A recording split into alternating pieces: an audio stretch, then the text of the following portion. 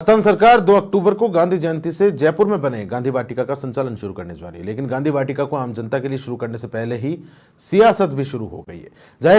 जहां पूर्व सीएम अशोक गहलोत ने गांधी वाटिका के शुभारंभ को लेकर धरने की धमकी दी थी, वहीं दूसरी ओर भजनलाल सरकार ने गांधी वाटिका में भ्रष्टाचार के आरोप के साथ पूर्ववर्ती सरकार को निशाने पर लिया है।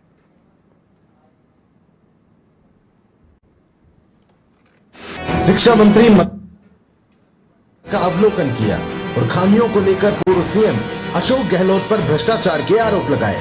दिलावर ने कहा, अपने आप को राजस्थान का गांधी कहने वाले पूर्व सीएम ने गांधी के काम में भी भ्रष्टाचार का खेल खेला।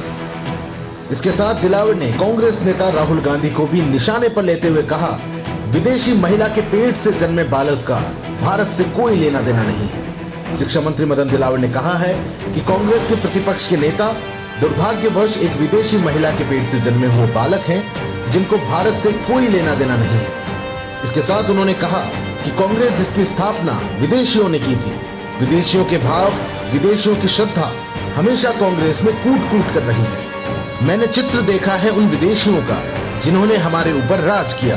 गांधी वाटिका में उनका महिमा मंडन किया जा रहा है कि ये वाटिका बनाने में भी तत्कालीन माननीय अशोक गहलोत जी की सरकार अपना खेला कर गई है, जेब भर गई है। तो अब हम कांग्रेस को समाप्त कर देंगे। समाप्त तो नहीं की, लेकिन गांधी जी के नाम का पूरा उपयोग किया, जबकि कांग्रेस का गांधी जी से कोई लेना देना नहीं है। कि कांग्रेस के लोग गांधी जी की संतानें नहीं हैं, चाहे वो सोनिया गांधी जी हो, चाहे वो राहुल गांधी जी हो, उनको नाम का उपयोग करके पूरे देश को भ्रमित करने का षड्यंत्र किया है। दिलावर ने कहा कि गांधी वाटिका में भगवान राम के बारे में कोई चर्चा नहीं है, यहाँ महाराणा प्रताप के बारे में कोई चर्चा नहीं है। नाम तो इसका ठीक है, लेकिन जिस तरीके से गांधी का नाम का इस्तेमाल किया, वैसा इस वाटिका में कुछ नहीं। इन्होंने गांधी के नाम का पूरा उपयोग किया, जबकि सोनिया गांधी, प्रियंका गांधी और राहुल गांधी का इन कांग्रेस नेताओं का गांधी से कोई लेना देना नहीं है।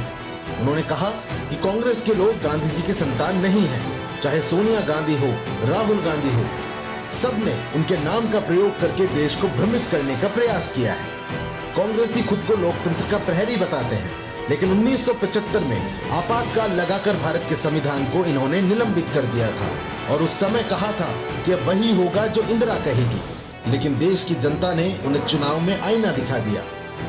इसके साथ उन्होंने कहा कि गांधी वाटिका को मैं देखने आया हूँ, लेकिन दुख है कि गांधी जैसे सच्चे आदमी जो ईमानदारी की मिसाल थे, उनके नाम पर भी कांग्रेस भ्रष्टाचार कर गई। कोटा स्टोन की जन्मस्थली रामगंज मंडी, मैं वहां से चुन कर आता हूँ, जहाँ पर सबसे ज्यादा कोटा स्टोन है, लेकिन यहाँ पर सबसे बेकार पत्थर का इस्तेमाल किया गया है। लेकिन कांग्रेस के प्रतिपक्ष के नेता आज, मैं कहूं तो अतिशयोक्ति, दुर्भाग्यवश एक विदेशी महिला के पेट से जन्मे हुए बालक है, जिनको भारत की से कोई लेना देना नहीं है। और इसलिए भारतवासियों को कहते हुए कि मंदिर पर जाते हैं तब लड़कियां छेड़ने जाते हैं, और इसलिए लेना देना नहीं उनका, क्योंकि भगवान राम का इस धरती पर कोई अस्तित्व नहीं है, ऐसा वो कहते हैं। तो उनका भारत से क्या लगाव है? कोई लेना देना नहीं है। अब कांग्रेस, ये वो कांग्रेस है जिसकी स्थापना विदेशियों ने की है, यानी विदेशी भाव, विदेशियों में श्रद्धा, भारत में श्रद्धा हमेशा कांग्रेस में कूट कूट कर रही है। दिलावर ने कहा है कि वाटिका बनाने में भी तत्कालीन अशोक गहलोत की सरकार बड़ा खेल कर गई। 2 अक्टूबर को महात्मा गांधी की जयंती पर मुख्यमंत्री भजनलाल शर्मा इसका उद्घाटन करेंगे। इसके साथ उन्होंने बताया, मुख्यमंत्री ने घोषणा की है इस वाटिका में जो छोटी मोटी कमियां रही उसे ठीक करेंगे और कोशिश करेंगे कि गांधी का जो दर्शन था उसे सही से दिखाने का प्रयास करें, ताकि देश की जनता इसको आत्मसात कर सके। धर्मेंद्र सिंघल, समाचार प्लस, जयपुर।